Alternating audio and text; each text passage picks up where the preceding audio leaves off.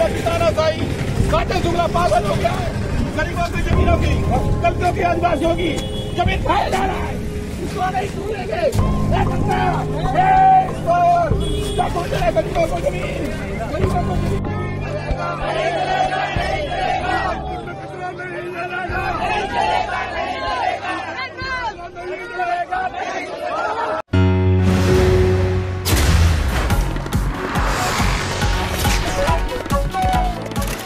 मध्य प्रदेश के रीवा जिले में प्रशासन ने एक बार फिर गरीबों के आशियानों पर बुलडोजर चला दिया।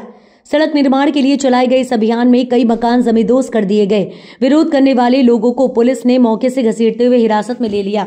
अवैध निर्माण गुनहगार कौन? रीवा जैसे शहरों में अवैध निर्माण कोई नई बात नहीं है। सवाल उठता है कि जब ये मकान बनाए जा रहे थे तब प्रशासन था कहां? अवैध निर्माण को बिजली पानी जैसी सुविधाएं देकर इसे बढ़ावा किसने दिया?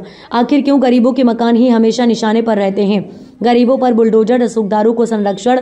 प्रशासन की कार्रवाई ने यह साफ कर दिया है कि गरीबों के घर गिराना तो आसान है, लेकिन रसूखदारों के अवैध निर्माणों पर कार्रवाई करने का साहस नहीं। सूत्रों की माने तो झीरिया नाले पर कब्जा कर बनाए गए अवैध निर्माणों को क्यों नहीं गिराया गया है? सूत्रों की माने तो होटल के पास से नाल निकलता है जो लगभग पूरे शहर में होता हुआ जाता है। आज वह नाल विद्युत से कगार में है। चारों तरफ से रसूखदारों के पहल बन गए हैं। ना तो जिले के नगर निगम को ये पता है और ना ही प्रशासन को सरकारी जमीन पर हुए कब्जों पर बुलडोजर क्यों नहीं चलता, ये पीड़ित का आरोप है। प्रशासन की संवेदनहीनता। जो लोग पिछले 20-30 सालों से एक जगह पर रह रहे हैं, उनके लिए वह जगह सिर्फ मकान ही नहीं बल्कि उनका आशियाना और जीवन भर की मेहनत है। गरीबों को बेघर करना प्रशासन की संवेदनहीनता और भ्रष्टाचार का उदाहरण है। एक तरफ कमजोर वर्गों के घर तोड़े जाते हैं, दूसरी ओर रसूखदारों की करोड़ों की अवैध इमारतें सुरक्षित रहती हैं। क्या ये बुलडोजर सिर्फ गरीबों के लिए है? क्या ताकतवरों के अवैध बिल्डिंगों पर बुलडोजर चलाने की हिम्मत प्रशासन कर पाएगा? क्या नगर निगम भ्रष्टाचार के जिम्मेदार अधिकारियों पर करेगा कार्यवाही? क्या गरीबों की तकलीफों का कोई समाधान निकलेगा? जरूरत है निष्पक्षता की। यदि प्रशासन को शहर को अवैध निर्माण से मुक्त कराना है तो रसूखदारों की अवैध इमारतों पर भी बुलडोजर चलाना होगा। भ्रष्टाचार में लिप्त अधिकारियों और कर्मचारियों पर सख्त कार्रवाई करनी होगी। गरीबों को बेघर करने से पहले उनके पुनर्वास की व्यवस्था करनी होगी। रीवा की ये कार्रवाई केवल एक तरफा नहीं होनी चाहिए। अगर सच में अवैध निर्माण हटाना है तो हर गुनहगार पर समान रूप से कानून का झंडा चलना चाहिए। PWD का जो ब्रिज विंग है वो यहाँ पर रोड का निर्माण कर रहा था और उनके साहब के माध्यम से सूचना प्राप्त हुई कुछ लोग सड़क निर्माण में बाधा उत्पन्न कर रहे हैं। तो तत्काल जो है संबंधित थाना को सूचित किया गया और यहाँ पर लॉ एंड ऑर्डर मेंटेन करने के लिए यहाँ पर पुलिस बल के साथ उपस्थित हुए और सभी लोगों को समझाइश दी गई कि ये सड़क निर्माण जनहित का मामला है, शासकीय कार्य है, इसमें बाधा उत्पन्न ना करें।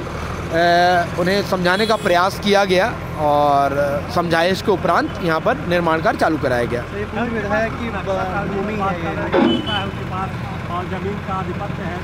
यदि किसी के पास भी कोई भी समस्या है, कोई भी आपत्ति है तो किसी को भी कानून हाथ में लेने का अधिकार नहीं है। वो सक्षम न्यायालय में अपना आवेदन पत्र प्रस्तुत करें और वहाँ से जो भी अपने ग्रीवांसेज है उनका निराकरण कराएं। तो पहले अतिक्रमण के नाम पे घर तोड़ना था, पूरा घर ही खत्म कर दिया गया। वो एक अलग पृथक कार्रवाई है, उसके संबंध में पृथक से आप जानकारी ले सकते हैं। कोई बल का प्रयोग भी किया गया महिलाओं के साथ? और नहीं, किसी भी प्रकार का कोई बल का प्रयोग नहीं किया। सभी को समझाइश दी गई और प्रेम पूर्वक उन लोगों को वहाँ से साइड कर दिया गया है जी।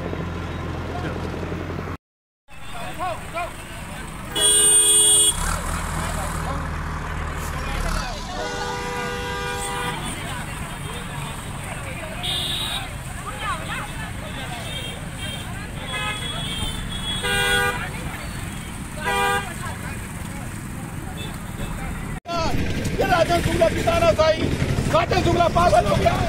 गरीबों की जमीनों की, दलितों की, आदिवासियों की जमीन खाया जा रहा है। इसको नहीं छूएंगे। गरीबों को जमीन, गरीबों को जमीन।